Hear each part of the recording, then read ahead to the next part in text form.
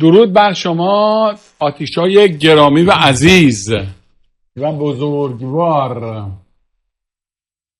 الو آتیشا، الو. آقای داور، با درود و سلام خدمت شما، داور بزرگ، داور وطن دوست، داور آریایی زرتشتی.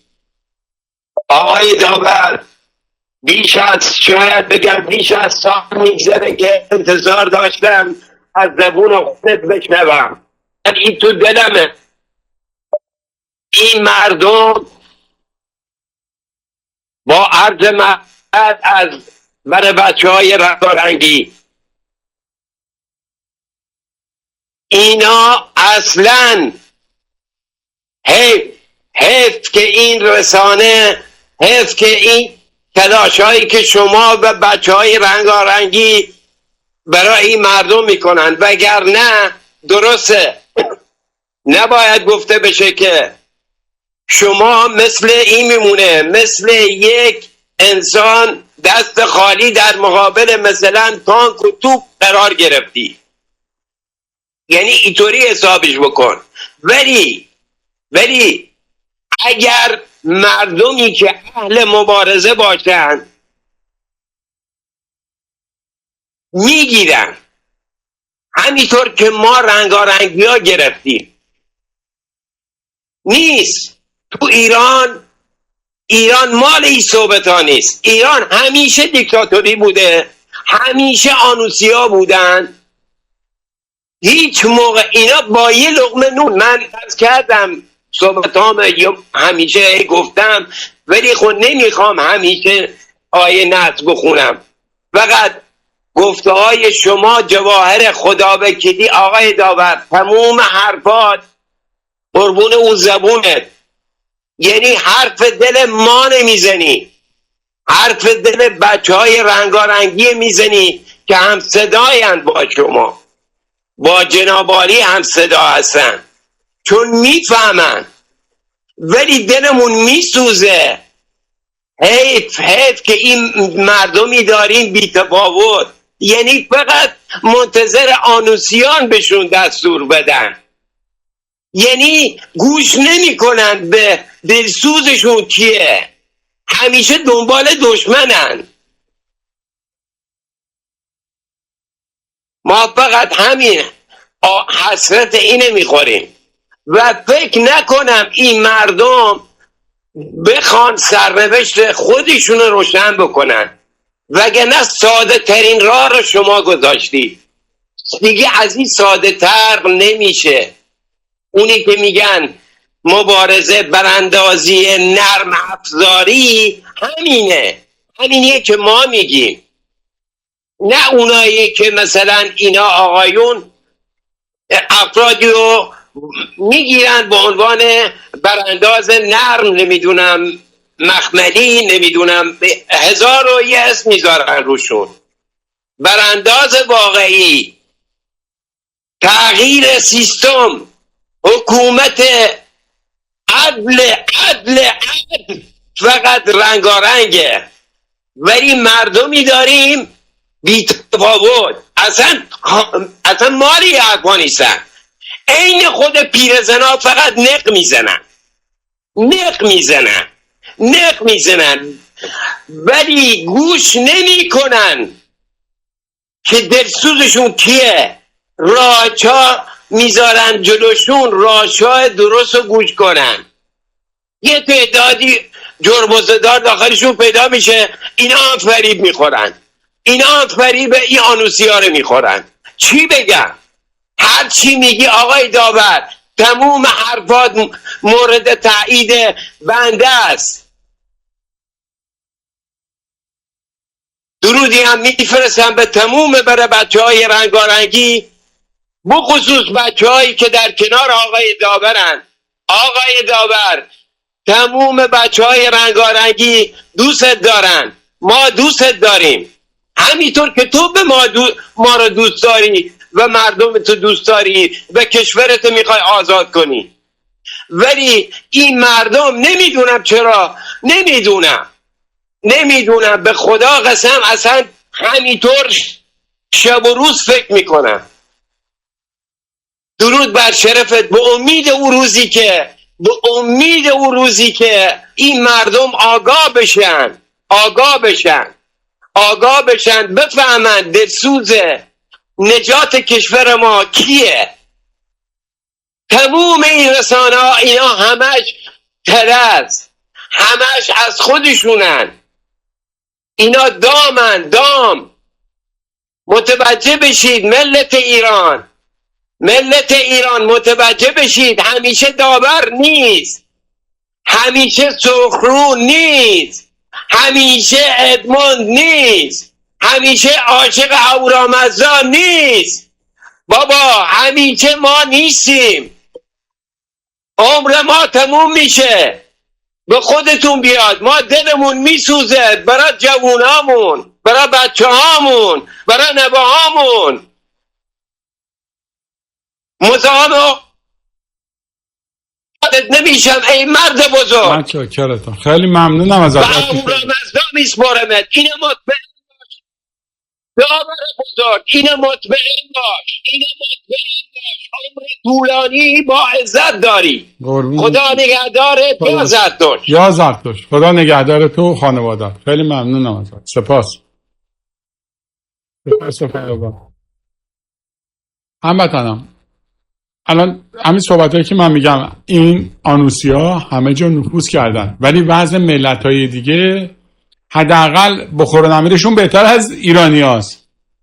اینا ایرانیا رو برای خاطر اینکه ایرانیا رو زیرش دروان، اینا به حد مرگ میگیرن ایرانیا رو. حالا من چیزی رو که بهتون گفتم که چین و روسیه و انگلیس و همه اینا رهبریتش و حاکمیتش کلا دست یهودی هست. میگم یهودی یعنی اون قسمت های بالا، خود یهودی ها یعنی قوم یهود هم باز حاکمیتش دست همون هاست که بقیه حاکمیت ها رو دارن، نه اینکه همه مردم یهود عین هم باشن. این یه واقعیته. این واقعیت اتفاقا این آنتی ویروس که ازش سپاس دارم میگه مطلبی در مورد یهودیان فرستاده که دقیقاً صحبت‌های منو چیز میکنه. خوبی و اینه خلاصه است و من میتونم در مورد مثلا در مورد چینش رو صحبت میکنم. اینایی که صحبت کردم گفتم همه اینایی کشورها نفوذ دارن. من چیزش هم از نشریه پرواز شماره 47 خب میگه عکس 1 و 2 و 3 عکس هم فرستاده دمشقم. مطلب حاضر در نشریه اهوا شماره 50 فروردین، نمیخوام سالشو بگم، به چاپ رسیده است.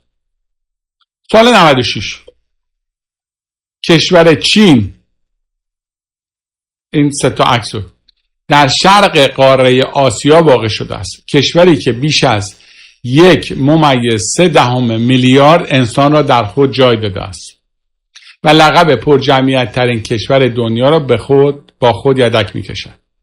چین در طول تاریخ تحت تاثیر مذاهب و مکاتب فکری مختلفی بوده است که در این بین یهودیان با تاریخچه طولانی یکی از کهن‌ترین اهالی این دیار به شمار می روند. خب حالا عکسایی که مربوطه به چینه نشون بهتون میدم یکی یکی، خیلی هم با صبر و حوصله، هیچ هم عجله‌ای ندارم. جواب تلفنم نمیدم تا اینکه اینو ببینید. این میخوام بهتون بگم، یعنی اینو ببین، میخوام بهتون بگم اینا شبیه خودم، یعنی خود چینیه یارو زاده ولد کردن اونجا، یعنی یهودیه زاده ولد کردن چینیه. تو اینو امکان نداره بتونی مثلا بگی آقا این یهودیه، آقا این چینیه. خب چینی آره، ولی مسئله اینه که درونش گرایش داره به اون دینش و این مسئله دینه دیگه. اینا یهودیان. همینطوری که تو ایران شما یهودیه رو تو لباس ایرانی میبینی، فارسی هم صحبت میکنه، خیلی هم تمیز، ولی وقتی میره تو خونش همون یهودی است. ولی اینجا میبینید که چه جوریه. خب این یه عکسش. منظورم میخوام بهتون بگم که اینقدر ساده نباشین که هر چیزی رو چیزه. عکس دوم بهتون نشون میدم. خیلی ممنونم از آنتی ویروس. اینا عکس اینا خانوماش. اینا خانوماییه که اینا چینی هستن، یهودیه چینی هستن. ببین شما اینجا کجا خب اینا همه چینی هستن دیگه. اون وقت اینا تاریخ طولانی دارن. در چین یعنی تاریخ طولانی داره، یعنی شما حساب کن هیچی نه تو چین حداقل باید الان هیچی نه 100 میلیون یهودی باشه، چون تاریخ طولانی داره. اینا هم که چینی هم که خوب زاده ولد میکنن. و اینا توی میگن کشور اسرائیل، راستش هم میگه کشور اسرائیل مثلا ما 15 میلیونی یا یهودی 15 توی اسرائیل میگم. من به نظر من چون محال ممکنه با این تاریخ طولانی چین که حداقل اینا هیچی نه، حدود 1700 سال تو چینن، بعد اینا 100 میلیونن. اینم خانوماش. یعنی میخوام قیافه ها رو ببینید. تو اگه اینا رو ببینی امکان نداره تو بتونی دین اینا رو تشخیص بدی، ولی دین مسئله اصلیه در یهودیت. خب اینم سومیش هم نشونتون بدم چیه. اینم درست عین همین عکس‌ها رو ما در مورد یهودیان مشهد داریم. بیا اینم سه تا جوون یهودی چینی. هر کدوم هم چیه. ما همین عکس‌ها رو در مورد یهودیان مشهد داریم که تو لباسای آخوندی و ماخوندی و لباسای محلی مشهد و همه چی هستن. حالا اونا رو بعدا بهتون نشون میدم. خب مگه کورید نمیبینید؟ ما مشکلمون از داخل ایرانه. دقیقاً یهودی‌ها در بین ما هستن. برای اینکه مشکوک نشیم ما رو گم و گورمون کنن، بهایی رو به وجود آوردن، شیعه رو به وجود آوردن، درویش به وجود آوردن. همش هم باز رهبراشون خودشونن. دارن میچاپن مملکت و بعد بقیه ما رو هم به عنوان حیوان تو سرمون میزنن. اینم این سر. حالا میریم راجع به یک کشور دیگه، کشور که این گنده های دنیا رو دارم بهت میگم که میبینید چین الان همه جا دست و بالش درازه، واسه خاطر اینکه این یهودی‌ها با یهودی روسیه، با یهودی انگلیس، با یهودی آمریکا همه دست دارن با هم دیگه و همه دارن چیز میکنن دیگه، دارن خودشونو میبرن جلو. ملت هایی که وضعشون خوبه، اون ملت هایی که یهودی نیستن اونا یه ذره وای میستن بابت کار خودشون مقابل اینا مجبورن که یه ذره سر کیسه رو شل کنن، به اونا بذارن زندگی بهتری داشته باشن. مثل ایران نیستش که اینقدر ما تو سرشون میزنن ایرانی‌ها رو، به خاطر اینکه بین ما اومدن بهایی و شیعه و سنی و درویش و فراماسون و کوبت و زروار، چون همه با هم دعوا داریم. یه مشت آدمای که ضعیف کش هستن. حالا میام سر روسیه. عکس 4 مربوط به روسیه است. میگه اما روسیه تاریخ یهودیان، من همین چون خلاصه بقیه‌اشو میخوام بریم ببینید، خودتون بریم ببینید دیگه. یه مشتمونه خبر، ما وظیفه‌ای ندارم چیزی رو به شما ثابت کنم، خودت برو پیدا کن. نوکر شما نیستیم که، ما داریم تلاش میکنیم یه اطلاعاتی رو به شما بدیم. میخواد بیشتر ببینید، برو خودت بگرد پیدا کن. تاریخی داریم، هم اصل موضوع رو میگه تاریخ یهودیان در روسیه به زمانهای دور باید میگه. ببخشید من اینطوری صحبت میکنم برای خاطر اینکه اینو به اون کسایی میگم، نه به این دارن کسایی اونا که فهم و شعور دارن. برای یه سوالی که نمیفهمه، یکی که یارو ذاتن خره، این خره رو باید فقط سوارش شد، هیچ کارش دیگه نمیشه کرد. چون ما اهل خر سوار نیستیم، بره یکی دیگه سوارش بشه. اما در روسیه تاریخ یهودیان در روسیه به زمانهای دور باز میگردن. اینم بیا. منطقه روسیه در یک زمان دارای بیشترین جمعیت یهودی در دنیا بود. اینا که غیب نشدن که، یهودیان که به این سادگی چیز نمیکنن که، آب نمیرن که. در یک زمان دارای بیشترین جمعیت یهودی در دنیا بود. بلکه میرن لابلای بقیه جمعیت قایم میشن، به شکل اونا در میان. شما فکر میکنید جمعیت یهودی کم شده، در صورتی که اینا میان داخل خود جمعیت بقیه روسیه. بسیاری از رسوم و سنت‌های یهودیان در منطقه روسیه شکل گرفتند. یهودیان روسیه از یهودیان اشکنازی، قرایی، بخاری و گرجی تشکیل شدند که همین گرجستان الان دربست بالا کشیدن. لنین و اولین سران شوروی کمونیستی به شدت از یهود ستیزی انتقاد می‌کردند. حزب صهیونیست شوروی نیز از لنین پشتیبانی می‌کرد. یعنی همه این سران اینا شوروی و این چیزا همه یهودی بودن. حزب کمونیست رو درست کردن. بعد همین حزب کمونیست و همین توده‌ای در ایران، باز دوباره یهودیان در ایران که 1400 سال حکومت دستشون افتاده، در زمان که محمد رضا شاه رو گذاشتن سر کار، همین محمد رضا شاه به اسم حزب توده مردم ایران رو میکشتن، در صورتی که یه قدم اونورتر روسیه حزب توده اصلا رهبرانش یهودی بودن. یعنی اینا اینطوری همه رو میزنن سر کار، هر جا یه جور. واسه همین تو شما میگی که آقا این اینا که نمیشه اینطوری باشه که اینجا اینطوری، چرا اینجا اینطوریه اونجا اینطوریه. هرچی میکشن مردم کشورها رو میکشن، خودشونو که نمیکشن که. من نمیدونم این مردم چرا نمیفهمن اینو. خردشون کار نمیکنه. اینم عروسیه. اینم عکسی که من واقعا سپاس دارم از این مرد محترم. اینم عکسش. اینم مال چیزه، همین فکر میکنم که اینم مال روسی است، یهودیان روسی. بفهم اینم یهودیان روسی، خانوماش. عکس شماره 4 همشون یهودیان، چیز اسلامی گذاشته. این عکسیه که برای من فرستاد، ببینم درست. بله این عکس شماره 4. اینم عکس 4. عکس 5. حضور جوانان کلمی ایران در جشنواره فرهنگی یهودیان روسیه. پوتین یهودیان اروپا را به روسیه دعوت کرد. ولادیمیر پوتین در دیدار با رهبران جوامع یهودی اروپا پیشنهاد کرد که یهودیان ناراضی در اروپا به روسیه مهاجرت کنند. بفهم. اینم از جناب پوتین. این که بفهم. اینم عکسش توی این کنفرانس. هر چی کرد.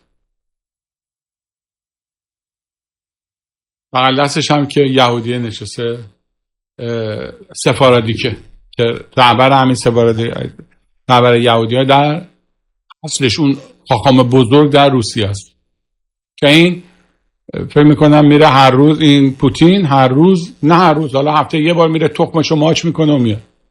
اینا همش همینطوریه. امکان داره مگه میشه که یک قومی مثلا این یهودی ها که هزاران ساله، 1000 خورده ساله، 2000 ساله توی، حالا چه نمیدونم شاید بیشتر باشه ما نمیدونیم، ایران که 3000 ساله در روسیه هست، خاخام بزرگشون اونجاست. این یارو ولادیمیر پوتین یک مثلا سر خود شده رئیس جمهور، الانم 30 سال همه هر کاری دلش میخواد میکنه. خب این آدم ایناست دیگه، خیلی واضحه.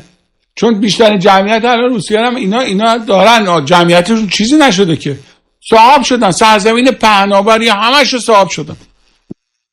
این که بهتون میگم بالای 500 میلیونن، من فکر کنم بالای 1 میلیارد باشن اینا، ولی رو نمیکنه. چون به شکل اگر مثلا اینا بخوان خودشون رو کنن، یهو از جمعیت چین و هندوستان و عرض کنم که روسیه و اینا کم میشه، چون اینا مجبورن بیان بیرون دیگه. یهو میبینید کلی از جمعیت کشورها کم شد، به اینا اضافه شد. واسه همین اینا ترجیح میدن که همونطوری بمونه داستان و اینطوری راحت‌تر هم هستن، چون به شکل مردم هم باور دارن که اینا نیستن. یه سری هم خودشون به شکل همینطوری مثل این خاخامه در آورده بودن، اونجا نشسته بود.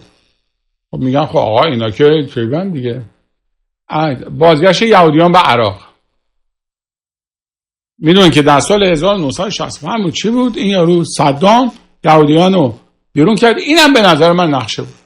110,000 تا یهودی اومدن ایران به خدا 1000 تا یهودی که قبلا هم اومده بودن، 750,000 تا هم که از فرانسه، از اسپانیا بود، خلاصه از تاریخ همه اینا. یعنی تقریبا ایران این که میبینید کسی جمع نمیخوره، هیچی نه. 10% ایران یعنی حداقل 10 میلیون یهودی تو ایران داریم. بین 10% اگه بگیم 60 میلیونه، 6 میلیون 7 میلیون داریم. برای خاطر اینکه اینا برای اداره 50-60 میلیون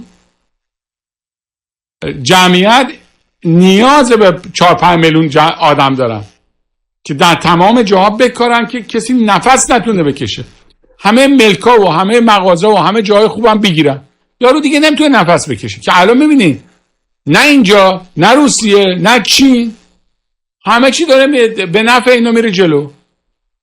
اگر چین مستقل رو پای خودش بود امکان نداشت از چین بیاد بیرون. مثل این که هزاران سال بود. موقعی که اینا وقتی هم اینا از کشورهای دیگه مثلا آمریکا رو خراب کردن در زمان ریگان و قبلش، همه صنایع رو بردن تو چین.